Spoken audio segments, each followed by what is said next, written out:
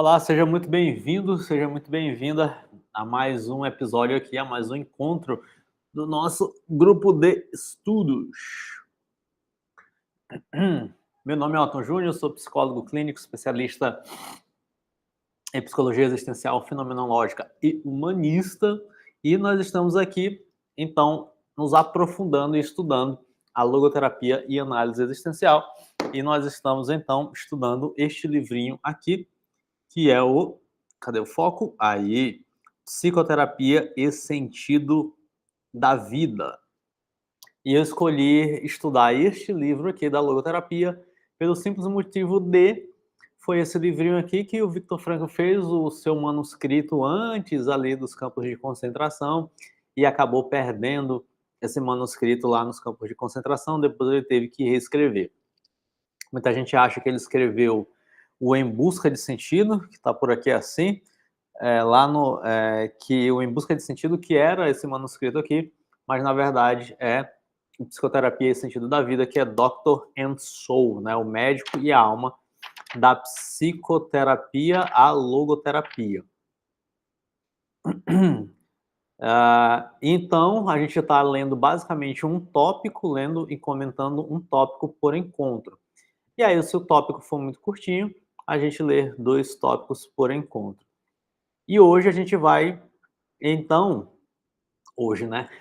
Nesse vídeo nós vamos comentar o último tópico da primeira parte do livro, que é a psicogênese. Cadê o foco? Que é a psicogênese do psicologismo. Então, é o último tópico aqui da primeira parte, tá bom? E aí, eu já vou iniciar, se der tempo, eu já vou iniciar também a segunda parte, que aí nós vamos entrar, de fato, nas questões da análise existencial, né? Até então, o Frankl, ele está preparando o terreno para poder ele começar a explicar, então, essa psicologia, essa terapia, esse método terapêutico que vai agregar as questões espirituais que foram esquecidas pelos sistemas de psicoterapia até então. Então, a discussão do Frankl é essa, ele está localizando a temática, ele está trazendo aqui a reflexão sobre, principalmente, a psicanálise e a psicologia individual do Adler, que eram os 2 grandes sistemas ali de Viena, de psicoterapia, e ele colocou os limites, né? Ele falou, a gente já debateu nos outros encontros sobre isso, em que essas 2 linhas de psicoterapia de tratamento era uma maneira reduzida, né? Era uma unilateralidade dentro de toda a totalidade da alma humana. E seria importante, então, a psiquiatria, a psicologia conseguir inserir as questões totais da alma humana. E é isso que o Frankl vai trazer com a logoterapia. Ele vai trazer essa ênfase a partir do que é especificamente humano, né? Então, das questões que ele vai chamar de questões espirituais. Então, ele tem localizado isso, e agora ele vai trazer aqui a psicogênese do psicologismo.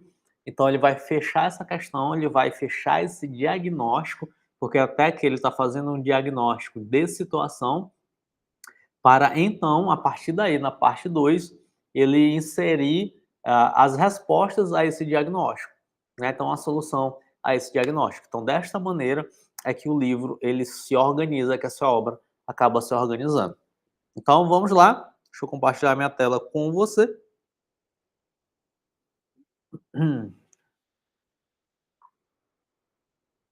Prontinho.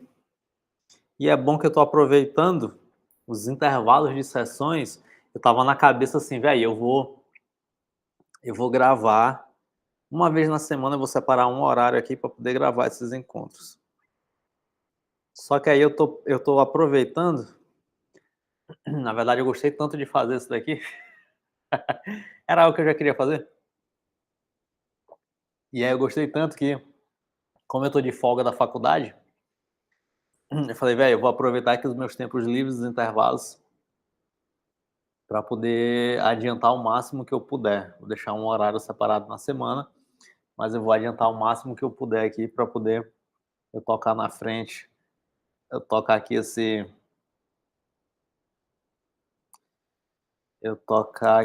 negócio. Então, beleza. Então vamos lá. A psicogênese do psicologismo. Ao concluir este capítulo, não deixaremos de voltar o psicologismo contra si mesmo, usando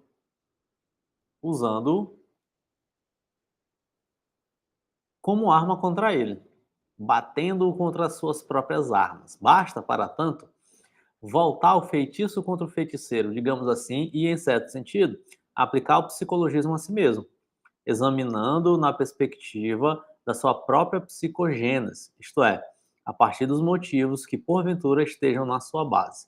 Perguntemo-nos, pois, qual é a sua posição oculta fundamental, a sua tendência secreta? E logo responderemos: é uma tendência desvalorizadora, mantida, aliás, em relação aos conteúdos espirituais, eventualmente discutidos, dos atos anímicos que o próprio psicologismo qualifica de consumados. Partindo dessa tendência desvalorizadora, o psicologismo põe-se continuamente a desmascarar. Nunca perde a energia disposta a arrancar os disfarces, ainda constantemente à procura das motivações impróprias, isto é, neuróticas. Se lhe apresenta qualquer problema sobre a validade, por exemplo, no âmbito religioso ou artístico, mas também no científico, o psicologismo declina-o de si, fugindo da esfera dos conteúdos para a esfera dos atos. Assim, em última análise, o psicologismo está em fuga diante da poderosa riqueza dos dados do conhecimento e das tarefas decisivas. Em fuga, portanto, perante as realidades e as possibilidades da existência.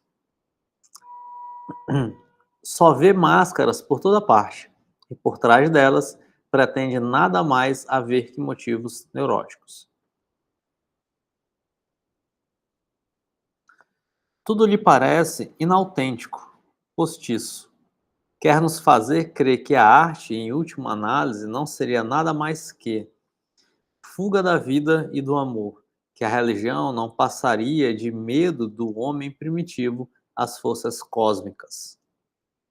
E os grandes criadores do espírito logo os despacha como neuróticos e psicopatas.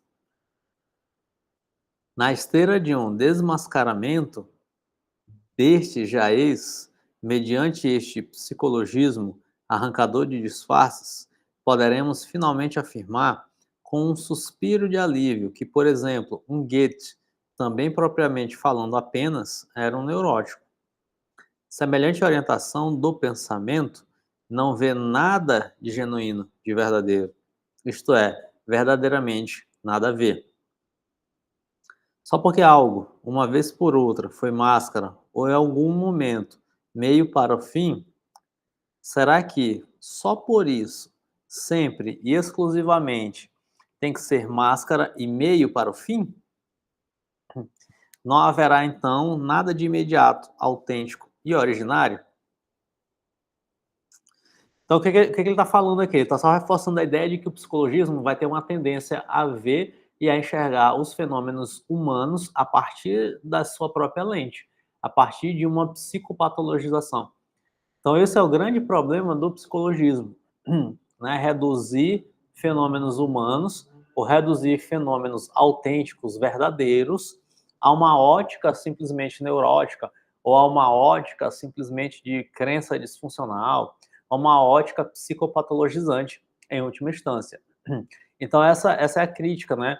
E aqui ele tem um movimento muito forte freudiano, no sentido de que Freud ele começou a interpretar a realidade toda a partir do sistema psicanalítico, né? Então, todo o movimento humano foi explicado, ou Freud tentava explicar, a partir da dinâmica psíquica, né, da psicodinâmica. E o Frankl, então, ele tá criticando esse movimento. Está criticando, olha, velho, o psicologismo, assim, ele acaba nada vendo, por quê? Porque tudo que ele vê, tudo que ele enxerga, são apenas com as suas próprias categorias.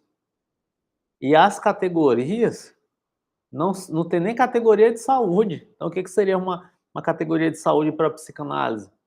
Né? Como é que seria isso? Seria possível? Não seria possível? Então, não tem nada de imediato, não tem nada de autêntico, não tem nada de originário. A psicologia individual prega a valentia, mas, pelo visto, esqueceu a submissão. A submissão ao que no mundo há de espiritualmente criador, ao espiritual como um mundo de per si, cuja essência e valores não admitem o serem projetados. Sem mais, no plano psicológico. Observação número 5. Então vamos ver aqui essa observação.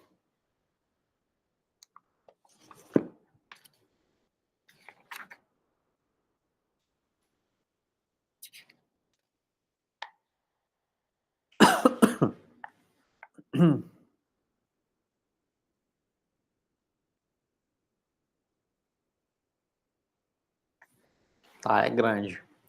Então vamos lá. Deixa eu compartilhar aqui com vocês. Página 37. Vamos embora. Rumbar. Beber. Cair, levantar. Observação 5. Ai. Pô, aqui não tem a referência. Qual é, velho? Qual é, velho? Vamos ver aqui a página, observação 5, página 74.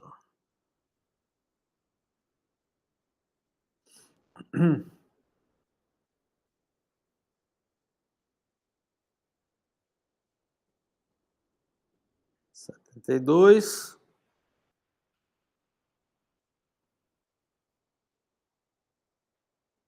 Esse daqui.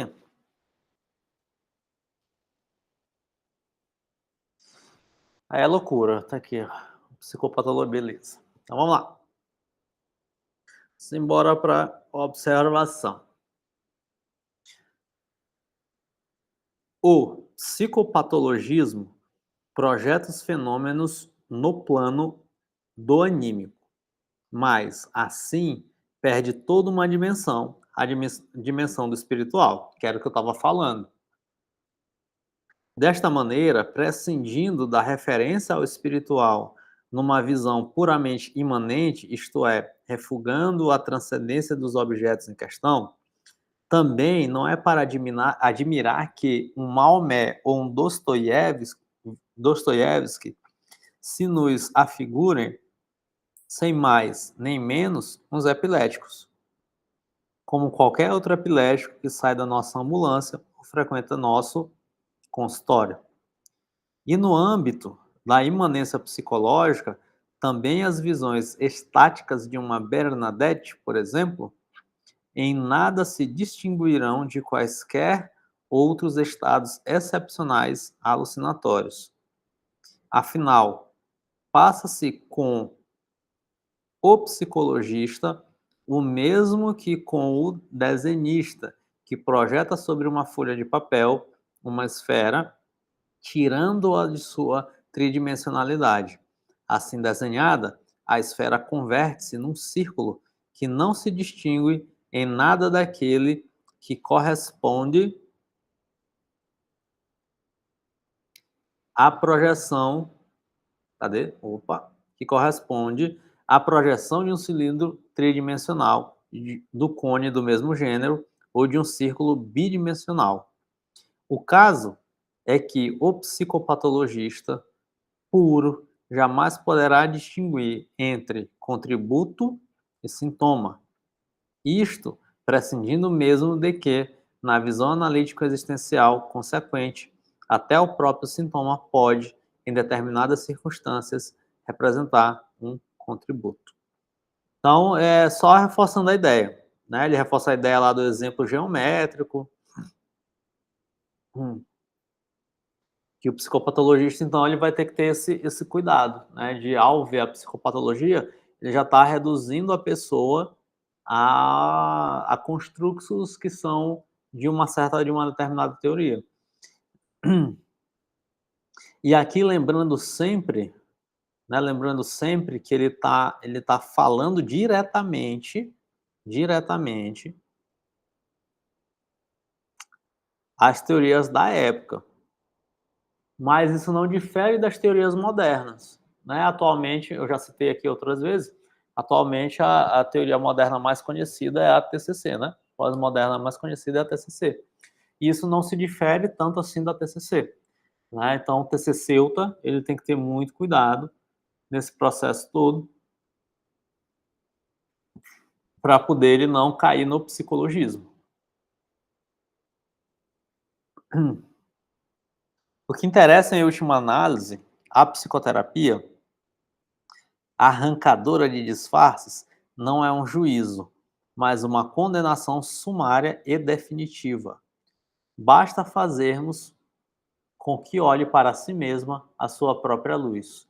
Coloquemos diante dela um espelho como se fosse o basilisco, e logo se verá que, como todo psicologismo, evita o problema da validade no âmbito científico e no relativo à concepção do mundo.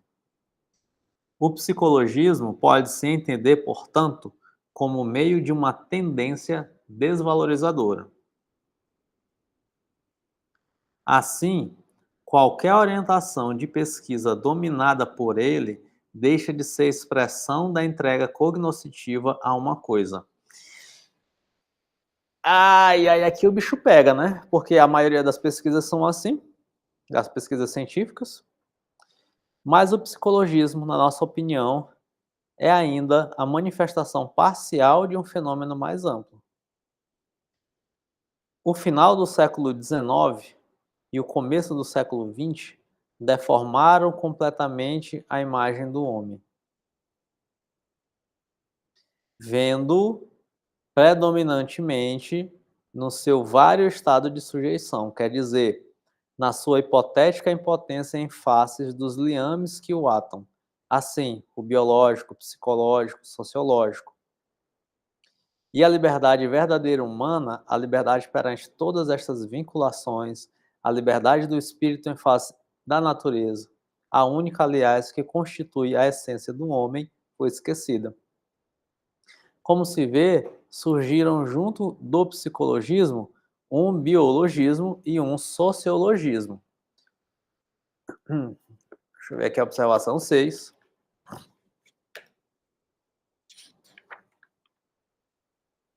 Essa curtinha. A genealogia de todas estas ideologias é a seguinte: o pai do psicologismo, do biologismo e do sociologismo é o naturalismo. No entanto, da união que podemos denominar endogâmica do biologismo com o sociologismo nasceu, como fruto serôdio e disforme, um biologismo coletivo. E tornamos a encontrar este biologismo coletivo no chamado racismo. Né? Então ele está falando aqui acerca do naturalismo, né?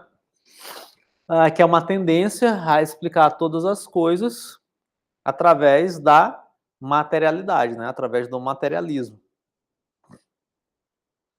O que, na verdade, o naturalismo ele é uma consequência, né, já da perda da metafísica, né, de todo aquele processo que eu já expliquei aqui para você, a partir de Guilherme de Ockham. Então, Guilherme de Ockham, com o nominalismo, ele começa a mudar essa perspectiva, né, que vai desembocar ali nas ciências modernas e no período moderno com Descartes, né? Então a gente chega até aí esse ponto que ele diz do século XIX, século XX, com, vamos dizer assim, o naturalismo, né? Mas isso já era um percurso que já vinha sendo traçado antes, né? Não foi o naturalismo de maneira eficaz que se esqueceu dessa dimensão de liberdade humana.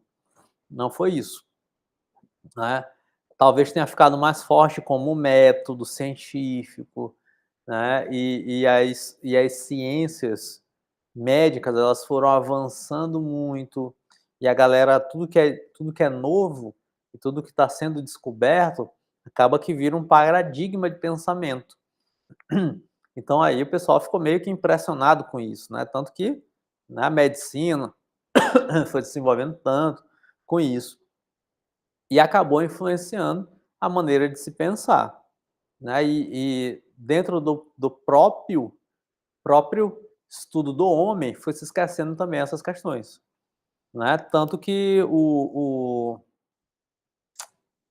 a, o laboratório experimental de Wundt, né? O título do livro dele lá, da pesquisa dele, é o quê? Estudos não sei o quê de uma psicologia fisiológica, né? Então, só o nome já é um reducionismo. E parece que a gente esquece isso na faculdade. Eu nem sei se meu professor chegou a falar isso. Ele fala na minha disciplina de História da Psicologia, né? E é o primeiro semestre ali da faculdade. O meu professor falou sobre o William Wundt e o seu laboratório experimental, mas a obra que marca isso, né, é a psicologia fisiológica. Então, ou seja, já é uma redução. Por quê? Porque vai ser uma tentativa fisiológica de explicar a psicologia humana. E a gente já sabe que não rola essa parada, né? Como se vê, surgiram junto do psicologismo um biologismo e um sociologismo, que inculcaram simultaneamente e na mesma medida uma imagem desfigurada do homem. Aqui é um ponto importante, estou gravando essa aula aqui, né? A gente está fazendo esse grupo de estudo em 2024. Mas aqui é um ponto importante, que é o seguinte: atualmente nós temos uma tendência à neurociência. Então há uma tendência muito forte à neurociência.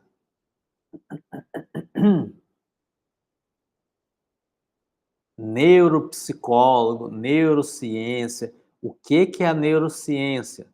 A neurociência vai ser um conjunto de explicações fisiológicas de alguns comportamentos barra humores humanos.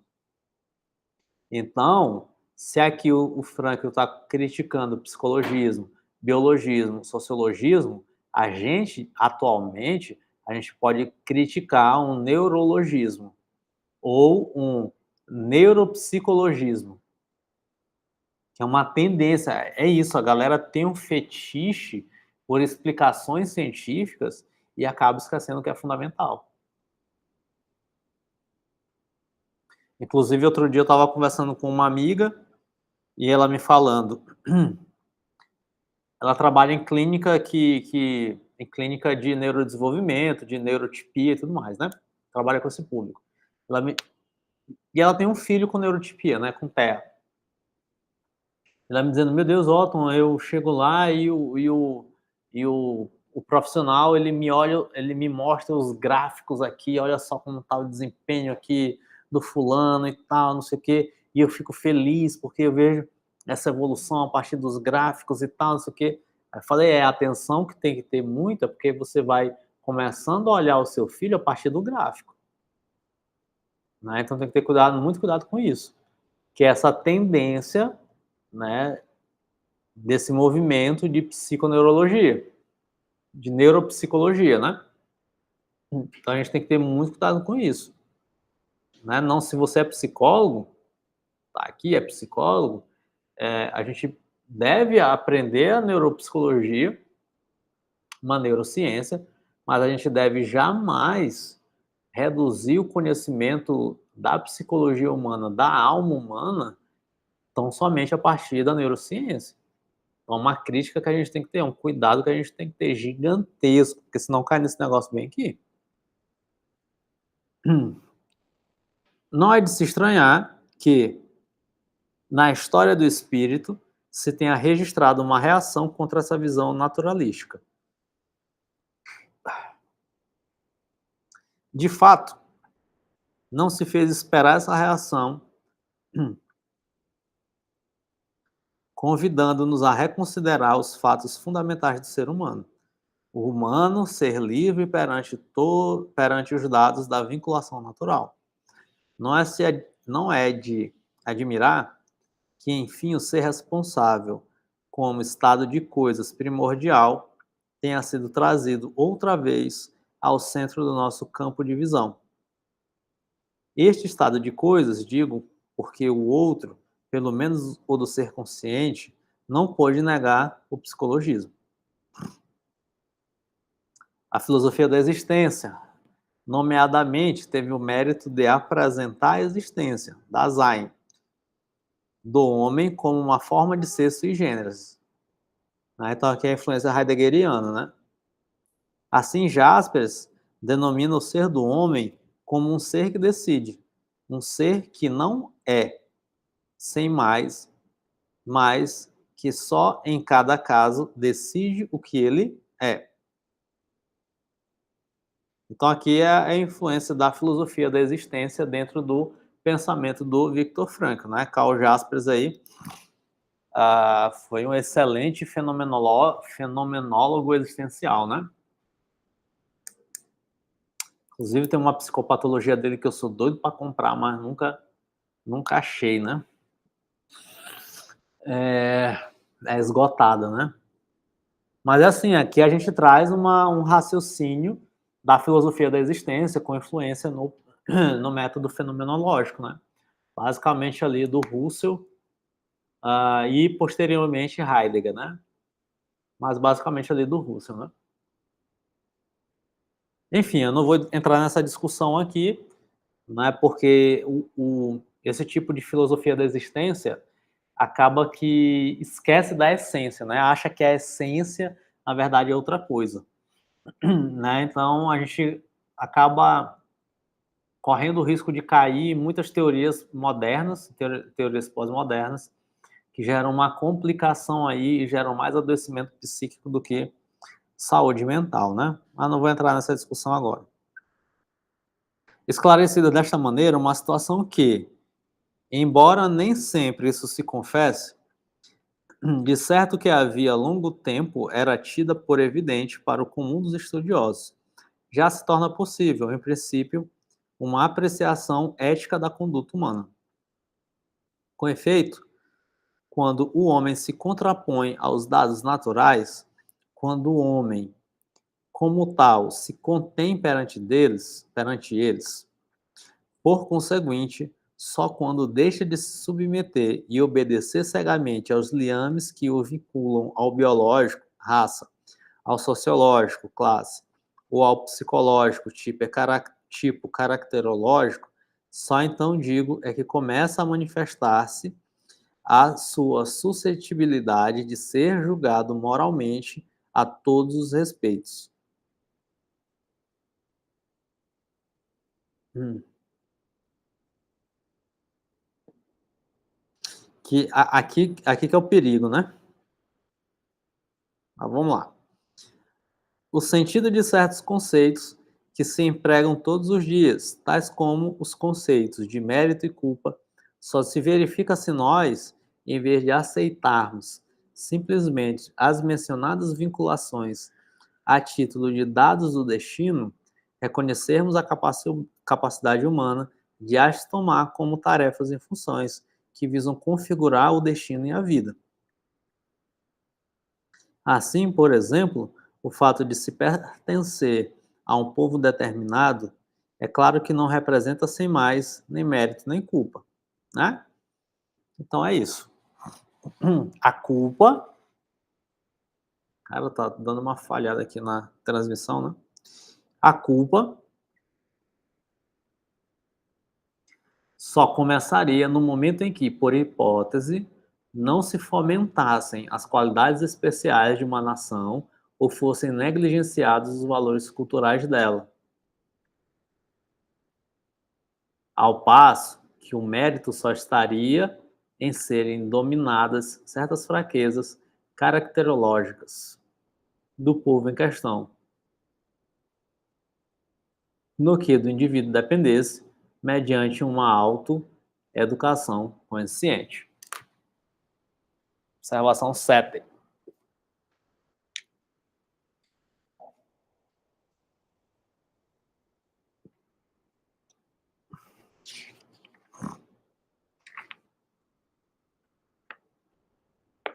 Observação 7. Isso de que o homem possui tanto os vícios das suas virtudes como as virtudes dos seus vícios é aplicável não apenas aos indivíduos, mas também, sobretudo, aos povos no seu conjunto. E com isto, já se diz também que depende de cada indivíduo o que ele venha a fazer das aptidões, pois só disso se trata, que nele, porventura, se verifiquem por pertencer a determinado povo. Essas aptidões não são mais do que possibilidades, simples possibilidades que o indivíduo, e somente ele, pode realizar de um modo ou de outro, dentre as quais tem que escolher, a favor ou contra as quais tem que tomar uma decisão. Só depois que tiver optado e tomado esta decisão, é que as disposições de sua nação, de per si neutras em função dos valores, se converterão em propriedade da sua pessoa, positivas ou negativas em função dos valores. De tudo isto, resulta no mínimo que é o indivíduo quem é chamado a adquirir para as possuir as virtudes da sua nação, isentas quanto possível dos seus vícios. Isso daqui é importante.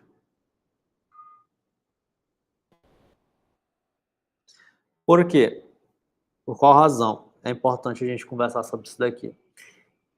Vamos imaginar o brasileiro, né? Então, o brasileiro, ele tem uma característica que é essa do jeitinho brasileiro. Macunaíma, o herói sem caráter. Então, qual é a característica do brasileiro? O brasileiro tem uma tipologia psicológica miserável. E eu falo aqui sem dor nenhuma, né? E sem medo algum. Então, o brasileiro ele tem essa síndrome do vira-lata, né? Então, é uma tipologia miserável psíquica do brasileiro. Né? Então, o brasileiro ele se vê como menor, ele se vê como menos, ele valoriza sempre a mais o estrangeiro, né? O brasileiro ele tem uma miserabilidade espiritual muito grande, tanto que quem prospera já é taxado de ladrão, de que está roubando, de que vai oprimir, tanto que quem estuda, quem quer se dedicar ao estudo, quem fica mais inteligente, já é taxado como besta, como arrogante, como autoritário. Então, o brasileiro ele tem uma miserabilidade de espírito, isso é uma tipologia psicológica da gente. Ela é herdada, logicamente, por esse conjunto, por esse caldo de cultura, né, por essa miscigenação cultural que acabou constituindo a nossa própria nação. E isso é um perigo, porque nós ficamos presos a essa tipologia, e isso é um determinismo sociológico. E muitas vezes a gente não percebe isso. Então, o Franco está chamando a atenção para isso. Existe um certo determinismo. Só que o ser humano, o ser homem, é à medida que ele decide, a despeito desses determinismos. Então, isso é muito importante. E aí, um sociologismo vai ter uma dificuldade, né, de lidar com uma pessoa que decide ser outra coisa que não aquele tipo sociológico que ela classifica.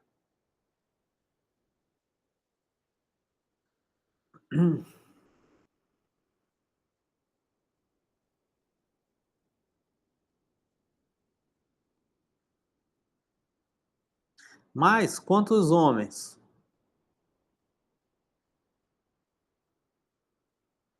não há ainda que cometem o erro de tomar por pretexto das suas fraquezas de caráter as fraquezas de caráter da respectiva nação. Então é isso que eu estou falando. Então, quantos brasileiros não justificam, não usam como pretexto o jeitinho brasileiro para chegar numa Europa da vida, por exemplo, em outra nação, e ter o mesmo comportamento do brasileiro? Uma vez eu atendendo um jovem adulto não, meia idade já, e ele trabalha na Vale, né, aqui na Vale do Rio Doce. Aqui no Maranhão é uma empresa muito forte, né? E a Vale do Rio Doce tem filiais pelo mundo. E ele foi transferido, salvo engano, para o Canadá.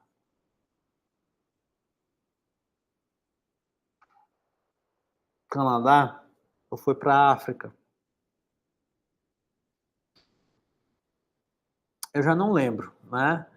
Mas o ponto é, tinha, tinham muitos europeus trabalhando no mesmo lugar, muita gente transferida dos seus países e tal, e aí tinham muitos europeus. E aí ele estranhou a cultura. Na hora que ele chegou, estranhou. Por quê? O europeu vai trabalhar, ele foca no serviço, trabalha, pá, pá, pá, pá, vai embora. Né? Então ele não para tomar o cafezinho, para ter aquela resenha, para fofocar, para não sei o quê. Não é isso. Ele chega, bate o ponto e pronto. E aí numa reunião, eles estavam reclamando da produtividade dos brasileiros. Então tinha esse ponto de reclamação. Os brasileiros têm que ser mais produtivos e tudo mais. Pá, pá. Inclusive foi por isso que ele foi buscar terapia, né? A gente fazia terapia online. E ele, brasileiro, né? Você tem que produzir mais, não sei o que, não sei o que. Aí falou, cara, mas, pô, eu chego aqui no mesmo horário que fulano, que ciclano e tal, pá. Saio, às vezes, no mesmo horário, saio mais tarde. Como é que a minha produtividade é menor? Como é que isso acontece? Por que isso acontece? E aí ele foi conversar e pediu feedback dos europeus. Eles falaram, velho, pô, a gente ama os brasileiros e tal, são, né, tem mania de ser carismático. Ele falou, quando a gente chega aqui, 8 horas e sai 16 horas, a gente senta e trabalha, foca no trabalho. Vocês brasileiros, vocês têm um costume de quê? Vocês chegam 8 horas, aí de 8 horas até 8h20, 8h30, estão tomando cafezinho. Né? Como se preparasse ali ainda para poder começar o trabalho. E aí já foram 15 minutos, 20 minutos, 30 minutos. Aí ficam na resenha. Aí quando dá 9h30, 10 horas, já pausa para o lanche, né? Para o cafezinho ali, aí já fica na resenha mais 20, 30 minutos. Durante o período de trabalho, e conversa, e fofoca, e tem a resenha também e tal. Então, olha só. Então, o caráter, né, da nação, isso é uma tipologia, uma cultura brasileira. Então eles pega e vai para um outro ambiente e aí tem essas dificuldades, entende? E é muito interessante a gente fazer esse tipo de analogia, né? E de perceber isso. Então, um brasileiro, ele tem uma tipologia de caráter. Ele vai ter isso. Fazem lembrar Alexandre Dumas Filho, de quem se conta este episódio. Um dia, uma dama da alta roda disse: deve ser desagradável para Vossa Senhoria ter tido um pai com costumes tão livres. Ao que Dumas Filho retorquiu: não, minha senhora. Se ele, se ele me não serviu de exemplo, com certeza que me serve de desculpa. Muito bom, né? Muito bom. Pô, claro que não, né, velho? Se ele não me serviu de exemplo, ele me serve de desculpa. Então, cara, deixa eu pegar aqui esse costume mais liberal, né, do meu pai para poder usar de desculpa para os meus próprios costumes. Maravilha, né? Mais correto seria que o filho tivesse tomado o pai como exemplo esclarecedor e bom aviso. Ai! Vai dar para grifar. Mas quantos homens não existem também que cometem o erro de se sentirem simplesmente orgulhosos da força de caráter nacional, sem se darem ao trabalho de criar um mérito individual, cultivando primeiro a força de caráter da sua pessoa. É o que eu estava falando, né? Aquilo porque alguém não se pode fazer responsável, nem lhe pode ser atribuído como mérito, nem lhe pode ser imputado como culpa. Então, tomar para si a força de caráter pessoal, isso daí não se pode fazer, deixar de fazer isso, né? Aliviar esse sentimento de culpa. Esta maneira de pensar é, afinal, o fundamento de todo o pensamento ocidental. Desde os filósofos antigos e, sobretudo, a partir do advento do cristianismo, em oposição estrita e consciente ao pensamento pagão, toda suscetibilidade de ser julgado moralmente começa sob este aspecto, no momento em que o homem pode decidir com liberdade e agir com responsabilidade, para desaparecer logo que deixe de o poder fazer assim. Até aqui, tentamos deduzir. Primeiro, teoreticamente, a necessidade de uma logoterapia, para em seguida mostrarmos, na prática, a necessidade de uma psicoterapia a partir do espírito.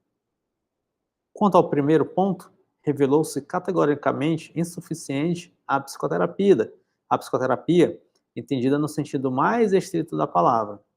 Quanto ao segundo, pôs-se de manifesto que ela é incompetente para tocar todo o campo espiritual, ou forçosamente tem que cair no psicologismo. O que faremos agora, nas páginas que se seguem, é demonstrar a possibilidade prática de uma logoterapia, enquanto possibilidade de uma consciente psicoterapia a partir do espírito, para depois finalmente pormos à prova a sua possibilidade teorética, isto é, para respondermos à pergunta já ventilada sobre se consegue evitar, em princípio, a imposição de uma cosmovisão. Quanto ao problema da viabilidade técnica de uma psicoterapia a partir do espírito, no entanto, já resultam do que foi dito até aqui advertências importantes, porque se mostrou reiteradamente a necessidade de reconsiderar o fundamento essencial da existência humana, o ser responsável que lhe está na base. Assim, compreendemos que, girando em torno do eixo de uma logoterapia, a psicoterapia tem que se voltar para uma análise da existência, enquanto análise do ser humano como ser responsável.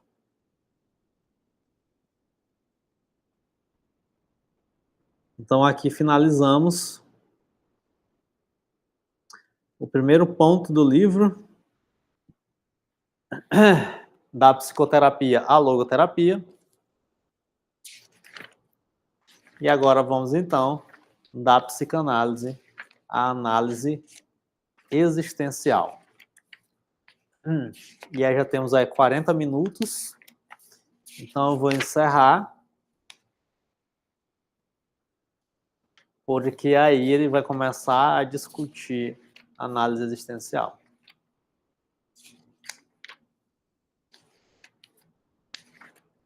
Então temos aí o próximo ponto, é um ponto bem extenso.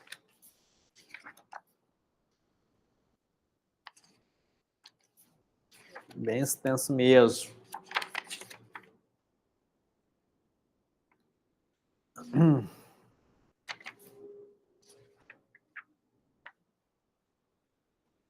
E vamos começar.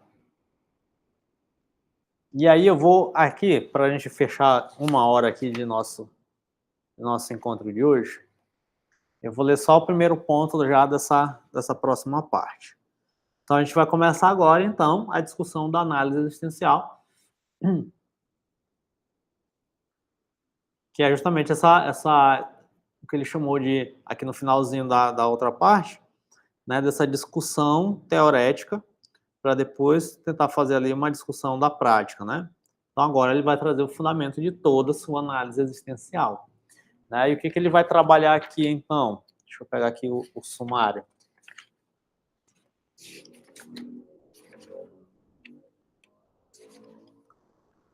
Então, o que que ele vai trabalhar aqui? Ele vai trazer toda a sua linha teórica agora. Então, ele vai trabalhar o sentido da vida, aí ele vai ver, né, como é que a gente chega nesse sentido da vida.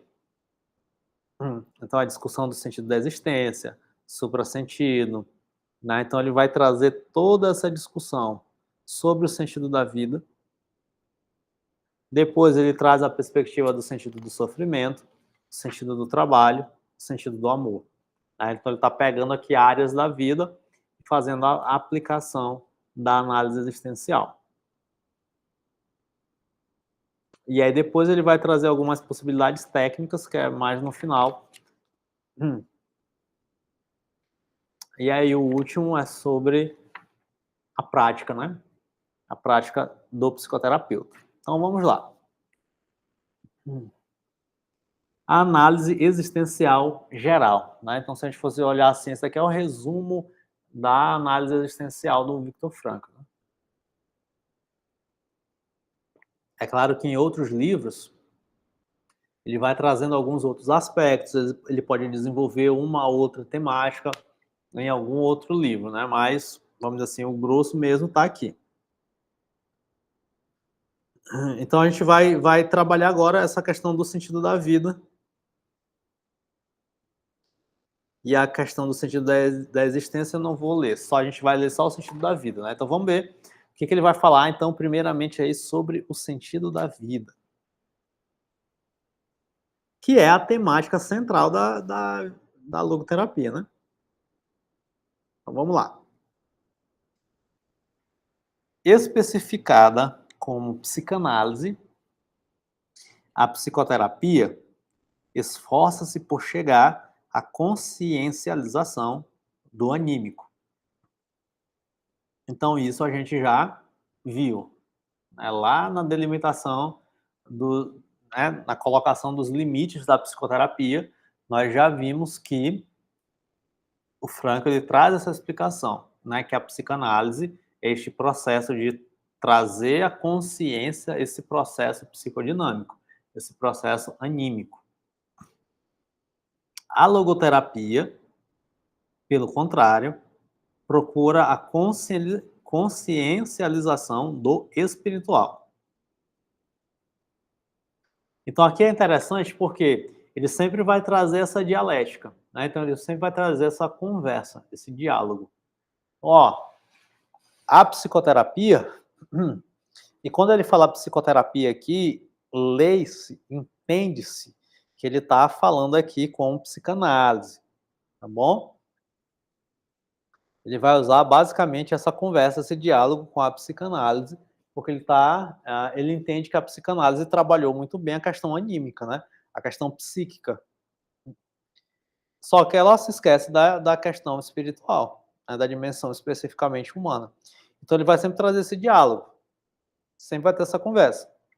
Então ele diz, enquanto que a psicoterapia esforça-se para chegar à consciencialização do anímico, se a gente fosse usar uma abordagem cognitivista, então, a psicoterapia esforça-se por chegar à consciencialização das crenças disfuncionais, do processo cognitivo, não seria isso.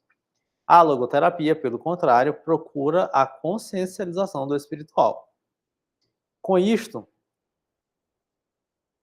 na sua especificação como análise existencial, a logoterapia esforça-se especialmente por trazer o homem à consciência do seu ser responsável.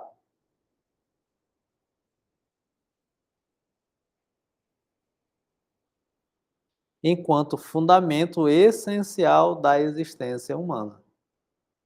Então, se a gente fosse já dar um spoiler, né, de como é que seria uma prática logoterápica ou logoterapêutica, como é que seria essa prática? Essa prática seria a partir de uma consciência do seu ser responsável.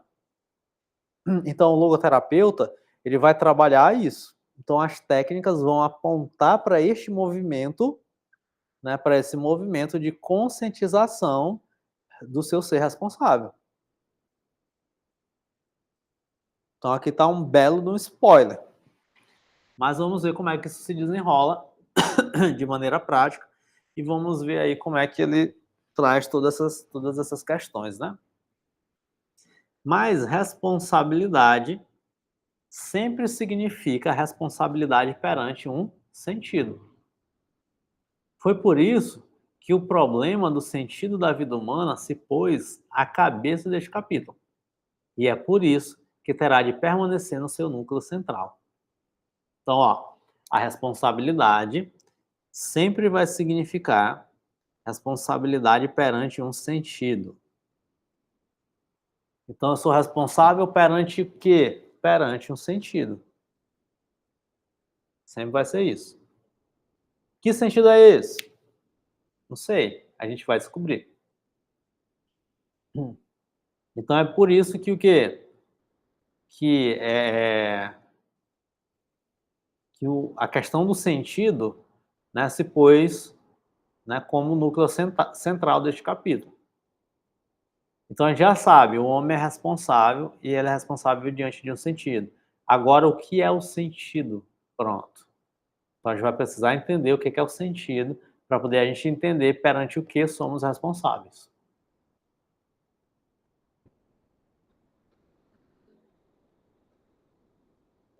Na realidade,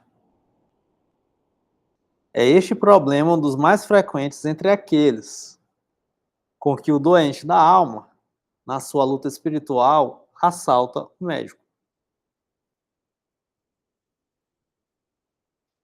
E não é este, o médico, quem o levanta. É precisamente o paciente que, na sua necessidade espiritual, insta com o médico para que lhe resolva. Então, resolve o quê? A discussão sobre o sentido. Então é isso. Então aqui ele faz uma pequena introdução acerca do sentido da vida. E então no próximo encontro, eu vou encerrar aqui para poder não ficar muito grande. No próximo encontro, então, nós vamos começar sobre a discussão do sentido da existência. Então, beijinhos e até o nosso próximo encontro. Tchau, tchau.